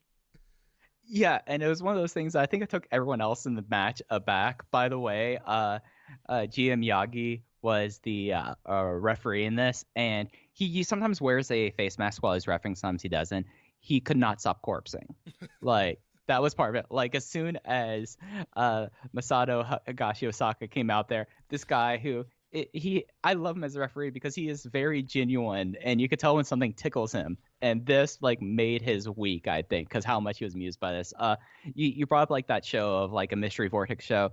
The bummer is, and it's not going to happen, I guess, for the next year. Stardom used to do what they call the costume change battle royal as one of their Golden Week shows, and everyone would take other people's gear and then wrestle in that gimmick, and it would be an incredibly faithful reproduction. Like the big thing that I remember is, and I understand this might go over your head a little bit, Case, but Konami wrestled as Kagetsu right before, like when the last year before Kagetsu retired, and the big thing is that Kagetsu's finisher is a 450 splash, and Konami was getting up on the top rope there, and everyone was like, "Oh, is Konami going to try this?" And she was immediately eliminated before she attempted the 450 splash. I need Dragongate to steal that idea. I think that's so funny, and I think that's the type of thing that would get super over. That should be at some point the next stage of the Royal Sambo Battle Royal. Yes. At least Yes. once they need to bust that out, because I'm entertained by that idea, and we've now seen two examples of Dragongate cosplay that are wildly entertaining. Yes, yeah, no, absolutely. And there was one really noteworthy thing on the show before we move on to our Dare Live preview. In the post-match of the main event, Masato Yoshino and Naruki Doi bequested to do a special match at Dead or Alive that they wanted to team with Eita and BB Hulk as a part of the Masato Yoshino Countdown, which is something they've done before with like Akira Tozawa and Kotoka. When they left the company and retired, they did interesting matchups on the way out here. After a whole lot of interplay, Eita and Hulk agreed only if that Yoshino and Doi wore all red gear. Naruki Doi, who has never sold a set of his gear in his life, is like, yeah, I've got red gear. I've every box of crayons. Come on, man. And Masato Yoshino, I know Jay tweeted about this and it made me think. Masato Yoshino, with the exception of Blood Generation, has not been in a unit with a red key color. That's true. So I look forward to seeing what Yoshino bust out, because he's kind of... Is he worn like almost like Mexican flag color tights at some point? I feel like we've seen him in a dark red for big matches, but it's not something consistent that he would have worn. Yeah, he did it at least once. Like, of course he had red because I was a Keystone color of Italian Connection, but he's not going to come out as sexy Tarzan. No, like he that. is not. Let me ask you this about Yoshino. What did you think of him in this match? Uh, I felt like that he looked as good as you would suspect for someone who is retiring with major neck and back injuries, who they wanted to protect because he had 3 months before retirement. Is Yeah, that a fair thing to say? no, that is. I mean, that is it. It's interesting. I've talked for a year at this point about this piece on Masato Yoshino that I'm working on, which everybody temper your expectations. It hasn't taken a year to write. It's Masato Yoshino changed course last year, and I was like, well, I guess I have 6 more months to work on this article. But the reoccurring theme is just how Yoshino preaches perfection. And there are some very interesting quotes in there from wrestlers that I've worked with him talking about how Masato Yoshino not only demands perfection from himself, but anybody that he shares a ring with or that is in the Dragongate ring, it really matters to him. And watching Yoshino here, he didn't look bad. He didn't botch anything that I'm aware of. At least it wasn't noticeable to me. But he was a step slower than Masato Yoshino should be. Quite frankly, he looked human in parts of this match. And when Masato Yoshino looks human, it is noticeable and it is a little depressing. And I am reminded of a spot, and I will retweet the GIF when this episode comes out. When Yoshino returned, we talked about his return match in 2017 against Tamanaga earlier on in the show. He worked Dead or Alive that year, and it was an 8-man. It was Maximum against the Jimmies at that point. And there's a spot in this match that has completely been burned into my memory where Doi and Yoshino hit the ropes and they go for tandem suicide dives. And I think Doi dives onto Horiguchi. Yoshino, and this is him, this is 2017 injury we thought would end his career, and he returned 3 months later. This was one of his first matches back, and Yoshino dives and does the suicide dive onto Kness, and Kness takes such good care of him on this dive. I mean, he absorbs 100% of the dive, and then when they fall to the floor, Kness cradles him like a father would to his son. It was a level of care that really spoke to me then, but it was one of the first times that I thought, wow, Masato Yoshino looks human, and he was able to rehabilitate himself and recover, and we saw him over the past 3 years look like one of the greatest wrestlers to ever exist, and this time around, he's been slowed down yet again, and it was not disappointing in the sense that I would expect more from Yoshino. He's done more than enough for me as a fan and for Dragongate as an entity. But it's disappointing to see somebody like this in the condition they're in. Yeah, and it does make me wonder if he's saving it for his final match. I mean, that's going to be something that's going to be in my brain, until August 1st. But at the same time, I thought this was a really fun match. Like, I thought that Ada and Hyo surprisingly had great teamwork together for like a team that Hyo's usually in the main event on these shows, but Hyo's usually in the main event on these shows because he's the guy that'll take the fall. But I thought that Ada and Hyo were great in it, and this was a match that, even though I don't want to get too depressing about Masato Yoshino here, it's something where it's not that he was bad, it's just you could tell that he had the option when he had his back and neck injury to get a surgery and prolong his career, but he elected not to because he was like, I'm the Speedstar and I'm gonna go out as the Speedstar, and it's just something that's just time is the only game in town that no one ever wins, and we had that in Higashiosaka. Yeah, it's going to be really interesting to see what he does going forward. That Dead or Alive match, which I guess we can transition into our Dead or Alive preview, like you said, it's going to be Doi, Yoshino, Hulk, and Eita against 4 mystery opponents. So we'll see, and if we get the news on one of the upcoming house shows, either the 429 show or the 5-4 show, we'll obviously have that information over at Open VoiceGate on Twitter. But do you have any feel for who those opponents could be? Because I have no idea what direction they're going. It's something where I kind of hope that they get Owashi back for this and they maybe do a T2P match, but I can't really say that I expect it to happen, to be quite honest. It's just something that it seems like something that they would promote it if right. It was going to be that. I mean, they wouldn't announce it this late. This is not the last time we're seeing Toru Owashi this year. I would expect that man to be seen very free. Whatever show Masato Yoshino's on for the rest of the year, Owashi is probably going to be on that show. Yeah, and we would have known that if Shuji Kondo's Achilles tendon didn't blow out on him, he would be on those shows as well. And when you look at like the rest of the show and the people who are not booked, there's a lot of people here like that they could be doing. Like they could totally do a young generation match and have Estrella. Oh no, Estrella's in the Dragongate match. Never mind there. Minora. Minora, Kamei, and then maybe see if one of the future kids are ready to go. Maybe if they can do something real simple. I doubt that, but like you'd be doing something of that nature. Or Shimizu, you could toss Shimizu in there. Like it's something where like there's enough people left out of this match. Like you could completely do this from former Torimon generation guys. Just go Ultimo, Don Fuji, Kanda, and who should be the fourth? Kagetora. Kagetora or Saito. Yeah, or I guess instead of Kness, you can do you can do Saito and Kagetora there very easily. I was looking, and I forget this card off the top of my head. First of all, does Eita have a match on this show? Oh, he's in this match. Never mind. I was like, okay. I was like, because I didn't remember what I was like. Eita's got to be booked. He is. But are there 4 RED guys that aren't booked yet? Because there's Hyo, who doesn't Inferno. have a match. Inferno, Diamante. It's only 3. I thought maybe they would do an RED foursome there, but it Bridge book Kagetora. Let's go. God, I would support that. I thought he was excellent there. So yeah, if I was a betting man, I would say it's going to be Ultimo and Saito and whoever else they want to throw in there, which is fine. I certainly don't need this match to be any sort of match of the year contender, but we're recording this a week out from Dead or Alive, and like I said, we'll be back with the Dead or Alive review next week, so expect the show a day later in your feeds. I just have no possible feel. Hopefully by the time that you are constructing the Voices of Wrestling written preview for Dead or Alive, we have a better idea of who it is, but at the time we're recording, I just have no feel whatsoever for who X could be.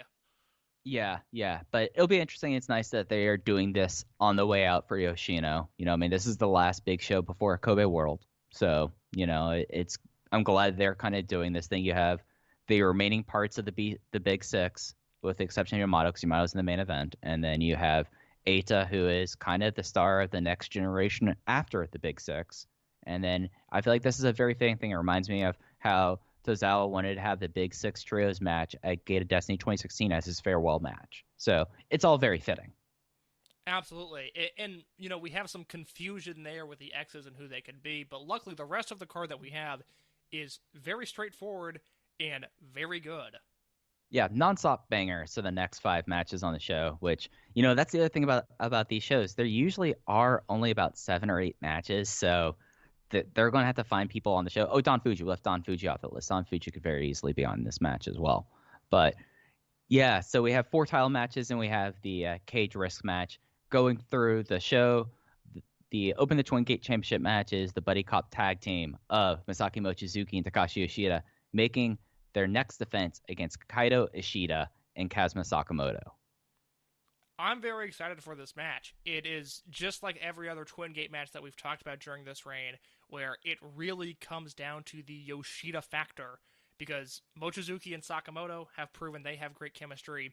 We really haven't seen a ton of Ishida versus Mochizuki in Ishida's career, but when we have, and notably Final Gate 2017, or maybe it was 2016, when they did Fuji and Mochizuki versus Takahiro Yamamura and Kaito Ishida. That was a tremendous match and a violent and disgusting affair, but it was very fun to watch for me because I'm not Kaito Ishida or Takahiro Yamamura. We've seen them in very few settings, but every time we see them, they're awesome together. I mean, it's Mochizuki and Ishida. It makes sense. You think about what those two guys can bring to the ring. They bring it every single time. It comes down to whether or not Yoshida is going to be, I would say on. On, because think about the horrific Takashi Yoshida matches that have taken place in this building. Not only the Shima Dreamgate match from 2012, which is legendary, and we talked about that match a little bit with Jay last year on the show, back in our archives. I think that was from April of last year, and everything that happened after the post-match, which was eye-opening. But also even the 2017 cage match, which was Yamato defending against all the guys in Antias. I didn't think that was a very good cage match, and I thought Yoshida that was the match where he lost his mask, and I didn't think he was very good in that match. So this is a building that has not been kind to him in the past, but he's never been saddled with this many other good wrestlers around him. So I trust that he can deliver because all of their matches have been very fun so far. Yeah, yeah. It's going to be something where like Yoshida and this tag team has earned enough cachet with me that I'm like, okay, I expect this to be good, maybe verging on great. Like this is probably the low floor, somewhat medium high ceiling on the show, I would say. So If this is this hits out. 4 stars, it'll be a big home run. If this hits 4 stars, then case you're going to be revising 2019 Kobe World as the best Dragon Gate show of all time. Yeah, well, yes, I like that take a lot. But before we transition into just an absurd amount of great matches, do the champions retain here? I'm looking at the titles here, and there are one no doubter defense. The other three, I would say, are more up in the air. This one less so. I think Mochizuki and Yoshida retain. Yeah, I'm going with the champions retaining here. I would love to see Ishida and Sakamoto together, but I don't see any immediate path to the next challengers. The matches would be good, but I don't know of anything interesting on the surface that they could do. Mochizuki and Yoshida still have juice to them. I think they'll retain it, and I hope they retain. Absolutely, absolutely. And then we get to the Brave Gate match. This is the one that was made at Kobe Sanbo Hall. Keisuke Okuda making his fifth defense of the Open the Brave Gate Championship against Nagoya native UT. Second time in in a row for him, at least, that he's had a Brave Gate shot at Dead or Alive. His last one was in 2019, and of course there was no Dead or Alive in 2020, but he was also out injured for a lot of that. Is there any chance at all that we leave this show with a new Open the Brave Gate champion? I think this out of the between this and the Trial Gate match, these are the two matches where I can see there being title changes, and I think this is less likely than the Masquerade one. But if I'm going to give percentage, I would say 66 and 2/3 Okuda, 1/3 UT, so 33 and 1/3. Yeah, I would be shocked if UT won this match. I'm about at an 80-20 here in favor of Okuda. The good news is there's a very good chance, especially you knowing your taste, but I think universally the Western Dragon Gate fan base, there's a very good chance this is the match of the night. Mm-hmm. And while I don't want to set people's expectations too high, it would not surprise me. I do not think it's likely, but it also would not surprise me if we left this show and we left this match with a little bit of match of the year buzz. Yeah, I think that this is probably the sneaky pick for match of the night. This is the match I would say with the highest floor, and I mean the next two title matches have the same ceiling that like I can't discount the Triangle Gate match or Dream Gate match having potential to getting 5 stars now. Like I think that's the world we live in. Maybe less so in the Dream Gate title, but these are two guys who are tailor made for each other. Like UT becoming the mini maestro of the Dragon system and just really just becoming one of the more fascinating wrestlers to watch against Keisuke Okuda, who's kind of already has changed the Brave Gate into his own image here, and two very complementary styles. If this gets time, and I think it will, it could be something special. And it's a very, very fresh matchup. We talked a few weeks ago when we previewed King of Gate thinking we were going to get the Korakuen Hall show and the Kobe Sanbo Hall show, just about how many first-time ever matchups, or at least first-time televised matchups, we were getting in King of Gate, and this fits that same theme. These two had a singles match on October 18th of last year on a non-televised show. Keisuke Okuda won that match. And other than that, they have teamed a lot. They teamed a lot in Team Dragon Gate. But the only other time they've been on opposite sides of the ring from one another after that non-televised house show match in October of last year was on February 27th of this year. They did Yamato and Okuda versus Yokosuka and UT. And then they will have another non-televised match on April 29th coming up. That'll be the day after the show is released. And then we don't have the card for 5-4 yet. I would assume they'll be on opposite sides there. But we just haven't seen a lot of this. They were on opposite sides of the ring in Higashiosaka. No, they weren't. Did we see them in a televised match? No, I don't think we have. So yeah, it's a very fresh matchup, but just knowing how consistently good these two have been, I think it's going to be a great match. Yeah, and what I think is also going to be a great match with a lot of kind of first time matchups, at least in this combination that we have here, is the Dragongate Championship match. This is the Natural Vibes champion team of KZ, Genki Horiguchi, and Susumu Yokosuka versus the Masquerade Challengers team of Jason Lee, La Estrella, and Dragon Dia in his 2021 debut. And just because of Natural Vibes and Masquerade being so new, we haven't seen like this 6-man tag. And I mean, especially with like La Estrella, other than having a match against Susumu Yokosuka as his debut, they've kind of kept him a little bit of apart here. But if there's going to be a title change on the showcase, I think it's this match.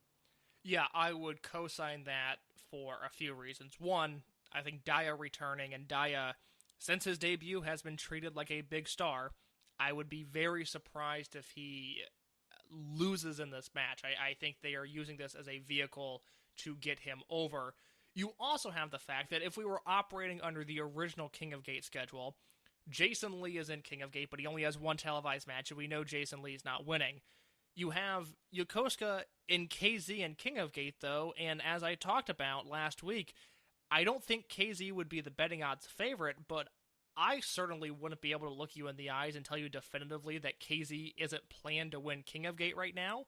And I think they need to get the title off of him for that reason, at least to make him not a more legitimate contender, but a more realistic contender if you believe in a differentiation between those two.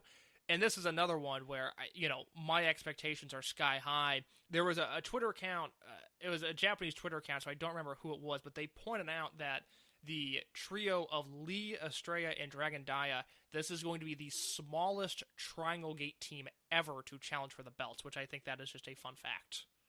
Yeah, when Jason Lee is your heater in a tag in a trio, when Jason Lee is Big Daddy Diesel all of a sudden. Jason Lee as Big Daddy Diesel, when they do the costume change show, he should come out as Big Daddy Cool.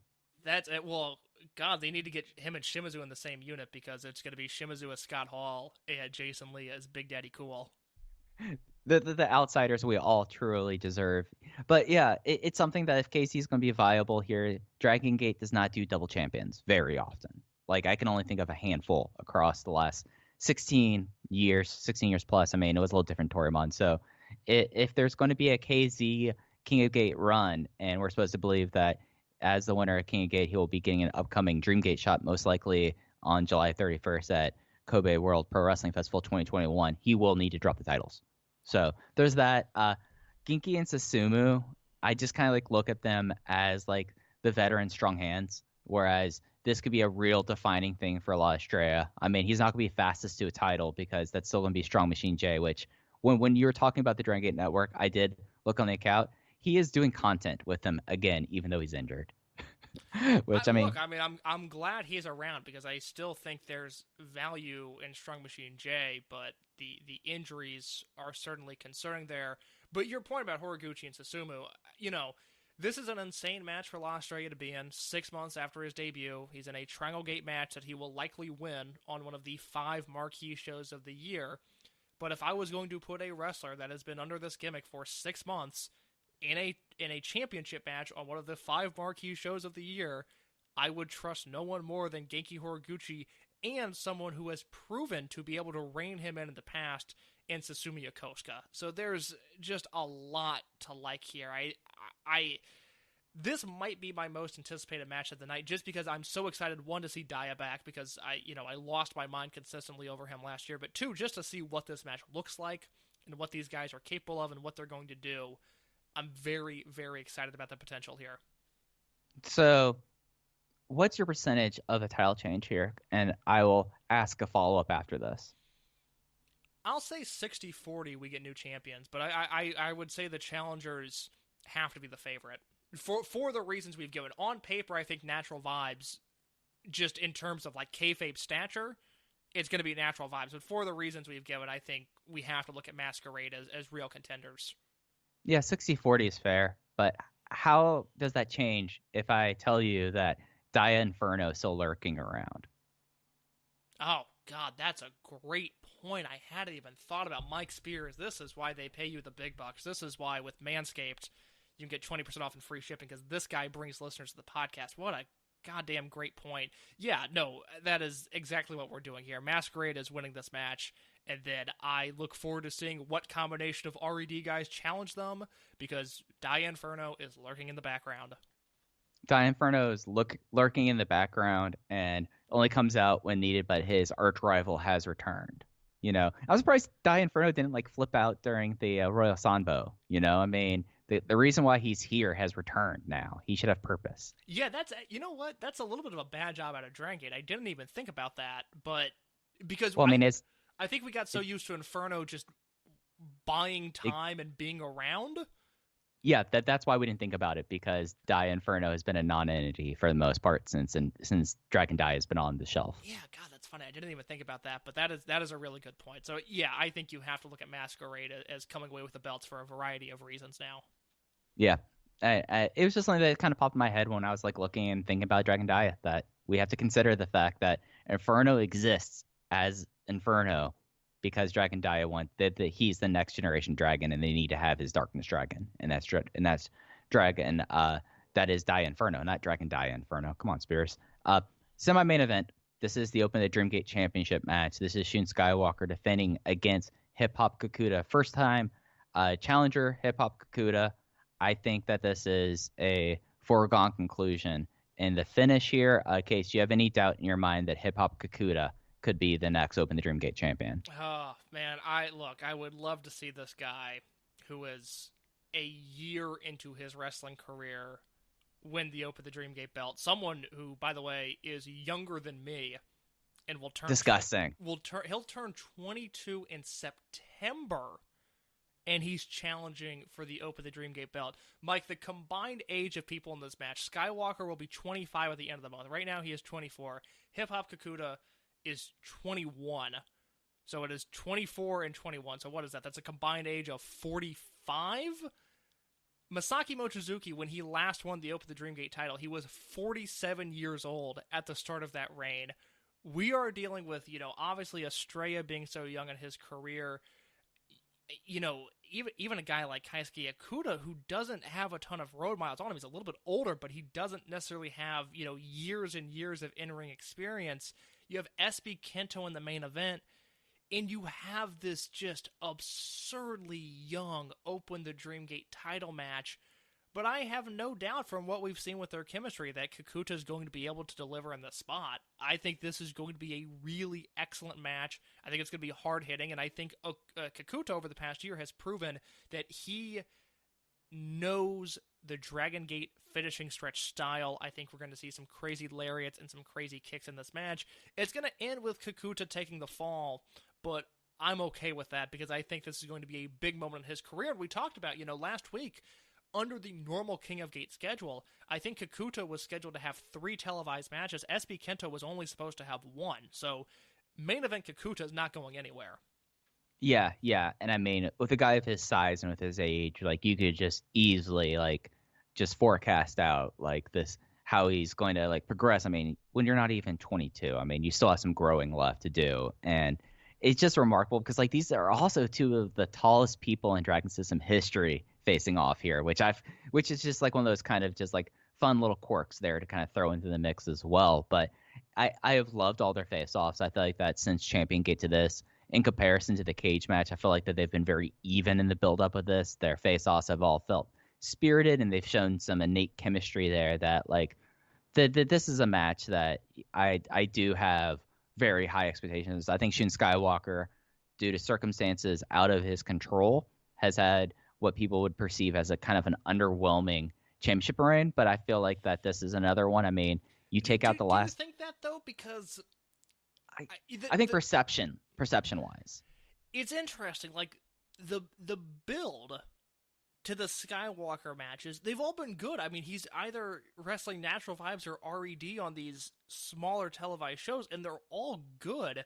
It seems like the benchmarks to the title matches haven't been the most exciting, but all of the title matches have been excellent. But there's still this weird perception that even I talked about after the Sakamoto defense, about how I have shaken off the cobwebs of any idea that Skywalker's reign is underwhelming in any way. But you bring it up, and it's like, yeah, it feels underwhelming even if it's been awesome, and I don't know why that is. I think his first defense, like with the unfortunate last 2 minutes of the Benkei match, color things. I think the fact that, like, I think perception gap is a little bit now lessened between Western and native fans. I should say Western. I always try not to say that. International and native fans. And it's something that, I mean, you look at how he's positioned on the cards, and he does not feel like the main event player, even though he's Dreamgate champion, because you have like he wasn't in the final match that Masato Yoshino had in his hometown. He was in the main event of the Kobe Sanbo Hall show, but that was very much just booking for the main event or the title match at Dead or Alive. He was not in the main event. He was in the opener of one of the Fukuoka shows and was in the main event. The second one was before intermission. Actually, he was in the opener in the last Korakuen. Now that I'm looking at it, and that's where this current notebook goes back to. He's not like treated as a main eventer, but it's also something that you could say about Eita, that Eita wasn't consistently the main event as well. But it's something where, like, I know that, like, I've kind of just like hammered the point home that Masquerade is not the unit that international fans think it is, but I don't think that he's like a cursed dude, and I don't think that he doesn't have the potential to eventually be the guy, be a generational ace. But it's just one of those things I feel like that when it comes down to it, Shun Skywalker is not the big star. Yeah, I think that's a fair argument to say that he hasn't popped off the screen like a big star would. But then you assess what he's done, and I don't know if I had the Dragongate pencil right now, I'd be okay with this run. It's weird, the almost emotional toll is the term that I want to use, that this reign has taken out of people, because it's been a good run. I think it really has, but you have to tell yourself that for you to believe it. It's really strange. I don't remember another Dreamgate run that has felt like this. Yeah. It's you know what it kind of feels like in a way, and this might sound a little weird. This feels like Yamato's last title reign as it started in 2016, in a way. Yeah, that's probably a fair comp. I mean, that Yamato run, God, that really impacted my enjoyment of Dragon Gate towards the end, because I didn't even feel like a lot of those matches were delivering in the same way that the Skywalker matches had, and that was a reign that lasted for 421 days. But even that, like, Skywalker won the belt in November, and then he defended it in December, and then twice in March, and now here, Yamato won the belt in July, and then defended it in September, and then again in December. So he went 5 months with 2 defenses, which Yeah, really got him off on the wrong foot. And then he had, not only a Cyber Kong singles match defense, but then the Mask versus Hair Dreamgate match between Yamato and all of Antios that I referenced earlier on in the show. And then had that lame duck T-Hawk defense at World that year, which was a really good match, but I remember nobody really being excited for it. I think it's been better than the Yamato reign, quite frankly. I mean, Yamato, when he won the belt, it was against Takagi at Kobe World 2016. I think that is in the upper echelon of Dreamgate matches ever. The build, that's the thing with that Yamato run, was the build started at Dead or Alive, and it went through World. And the build to it with the blow-off Yamato versus Shingo match, I don't have a single critique. It was the chef's kiss equivalent of booking. It was perfection.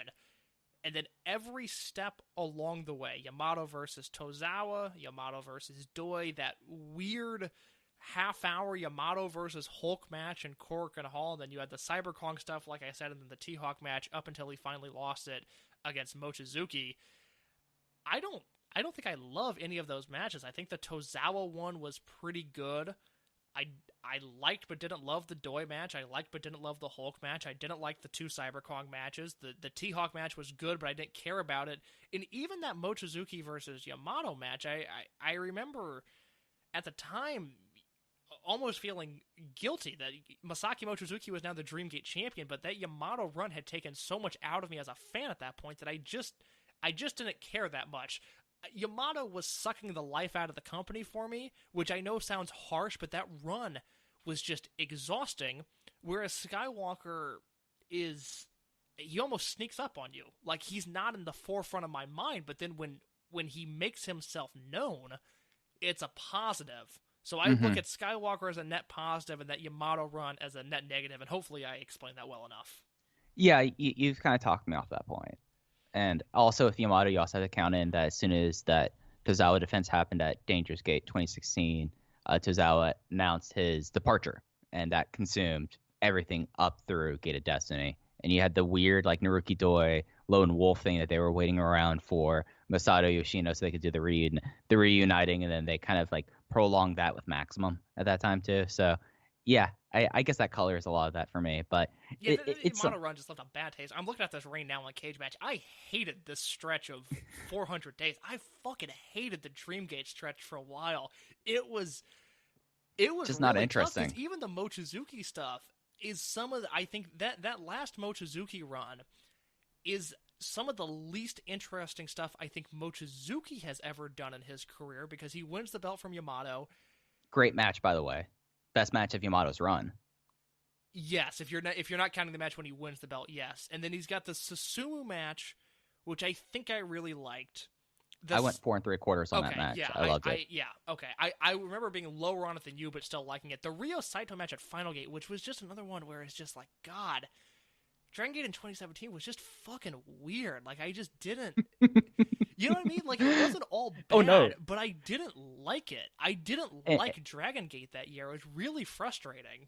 and to be fair, it was very weird for a good reason for how things played out in 2018.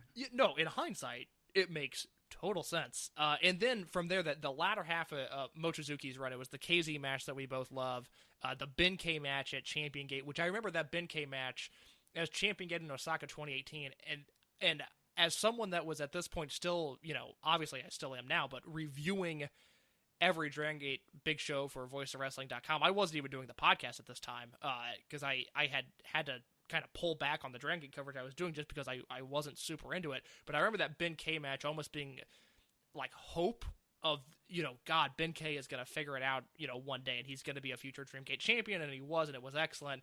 And then you had the Shimizu match at Memorial Gate in Wakayama, which I've never seen. And then that Yoshino versus Mochizuki match at the King of Gate finals in Hakata that year, which was kind of a cursed match because we talked about Masato Yoshino's perfection earlier, and that's a Yoshino versus Mochizuki match where they fuck up the finish, which I can't imagine those two doing that, but that's what happened. Yeah, because that was when in King of Gate that Masato Yoshino was winning everything with flash pens. Yeah. And they fucked up the flash pen in that finish there. So yeah. And Anyways, it's something that open the Dreamgate title history. yeah, open the Dreamgate title history. So it'll be interesting. And then we have the main event. It is Mascara contra Caballera Steel Cage Survival Tag Team match. This is a Barajas and Caribe match where hated rivals team with each other. So Yamato is teaming with Kai, and Dragon Kid is teaming with SP Kento. But it also is Revelo Suicidas, which means that in lucha terms, basically, the losing team immediately has to do an apuestas match. That is the case here, but it is a cage match. The rules are the most simple cage match rules that they've had in at least 6 years. 3 flags will be placed on top of the cage. The first team to pull down 2 flags will win the match. The losing team will immediately face off against each other in a singles match, with the loser having to shave their hair or remove their mask. Are you at all worried about the clap crowd environment for this match specifically? I would if we didn't already see one of these cage matches in a clap crowd, but then again, that did have the biggest stake, the only stake that is comparable to Dragon Kid's mask in Masato Yoshino's career at that point. But I mean, you have an Aichi team in Dragon Kid and SB Kento.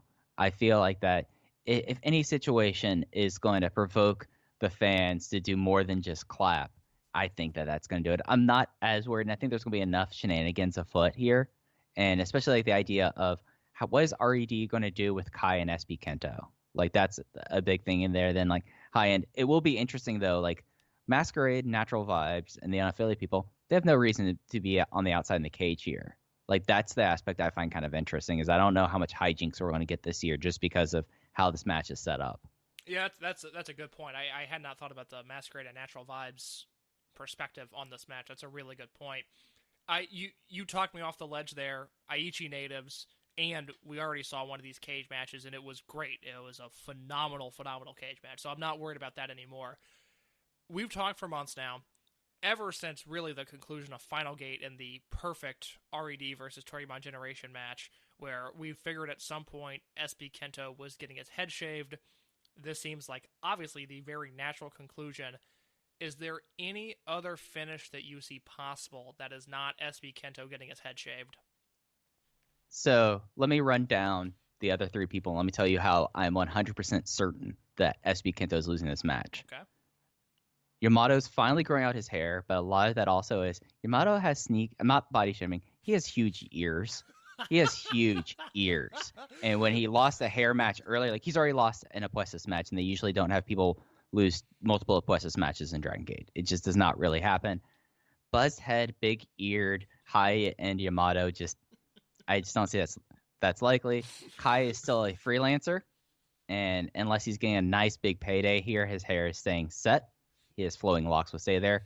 Dragon Kid is never going to lose his mask. SB Kento's hair has been growing out to a remarkable degree. Shit, I was not expecting you to talk about Yamato's ears like that. That's really funny. Because Am I wrong? No, that's the thing. You're not wrong. I just They made jokes about his ears when he got his head shaved. You're right, and it's that match. We talked about this when we previewed Dangerous Gate last year, which was the last cage match. Unfortunately, Gate of Destiny 2011 is not on the Dragongate network right now, but that is one of the better cage matches they've done. Blood Warriors versus Junction 3. We talked about Cyber Kong struggling in this building earlier, Takashi Yoshida. That is one where he was on. The Cyber Kong performance in that cage match, it comes down to him and Yamato, and it is more thrilling than any action movie I've ever seen. And it ended with Yamato getting his head shaved. So we've seen that. I don't even factor Dragon Kid into this equation. It's not happening.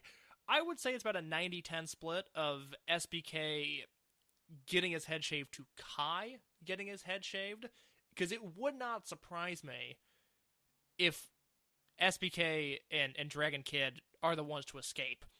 I think it would be unlikely, but if that happens and it's just a classic Dragon Gate swerve, I've seen it coming to some extent. I will say that. But I think the very, very likely result is SBK losing his hair, which will be, fascinating. Kakuda's a year into his career. SBK's 18 months into his career. And look at what they've done. I mean, the two marquee matches on one of the biggest shows of the year, in a title match and an Apuestas cage match. No one turns out young wrestlers quite like Dragongate. It is incredible. I don't want to get into an underrated thing, but what other promotion's doing this? Two guys less than 2 years into their careers headlining one of the biggest shows of the year. No one's doing this. Yeah, I mean, if you're someone who has a way to get to Japan and you're a pro wrestler, it is only going to benefit you to train in Kobe.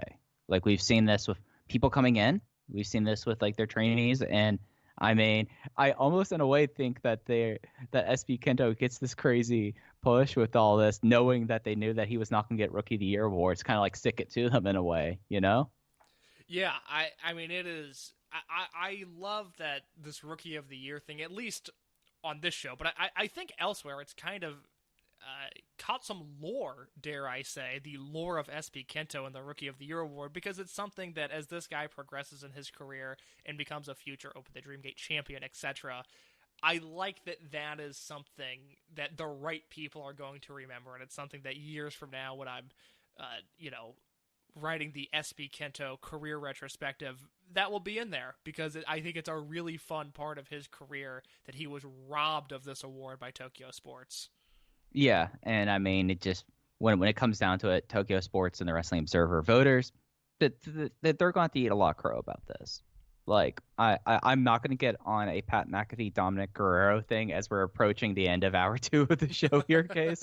I had to table our Linkin Park conversation. Look, Mike and I at some point are talking Linkin Park because I have a ton of new Linkin Park takes after spending the weekend re-listening to their first 2.5 albums. Oh! Did you listen to Collision Course? I have Collision Course embedded into my DNA. I was thinking Hybrid Theory Meteor and then parts of Minutes to Midnight, and then I was like, I think I'm good on this one. No, I will go to my grave defending Jay-Z and Linkin Park's Collision Course. It was one of the first pieces of music that I remember actively loving as a kid because my dad, who was more of a Jay-Z fan than a Linkin Park fan, he adored that concept then. We talk about it constantly now about how good that EP is. I know Collision Course very well and listen to it often, but going back and listening to parts of Hyper Theory and Meteora, oh my god, it is so much better than I remember it. It's something that I think that it is time that we all give the uh, retroactive just respect to Linkin Park, and knowing that with all these shows got wiped out, case we will have time over the next few weeks to talk about Linkin Park. But as we're approaching the 2 hour mark, any last big takeaways you have of Dead or Alive before we come back next week and talk about it when it's in the can? The card is unreal, even with the state of emergency and the disappointment of some big shows getting canceled. As of the time we're recording this, Dead or Alive is still scheduled to happen, and I think the show is going to be unreal. And I think given what has happened with the state of emergency, the roster is going to be really dedicated and committed to putting on a killer show. So I'm looking forward to it to a tremendous degree. Yeah, I am incredibly stoked for us. As Case alluded to, there will be a written preview up on Voices of Wrestling it before the show, and it will be on the network live. It is a 1600 Japanese Standard Time start. That is 3 a.m. on the East Coast. That is a nice midnight on the West Coast. How would you like to start your Wednesday off that way, Case? Like, that is just delightful. I believe that is 8 Greenwich Mean Time. Live English commentary, it will be Jay and Ho Ho Loon on the call there. But Case, we knew this was going to be a meaty one, but we had to really get into a lot of stuff on the show here. But anything else you want to say before we get out of here? No, I am very happy that Dead or Alive is coming up. Aichi was pissed that they lost their cage match last year, and I'm very excited for them to get it back this year. Aichi, we heard you were mad. We're not just going to have the cage match. We're going to put 2 of your hometown guys in it. It's going to be tremendous. I think this is going to be a really special show when things are said and done.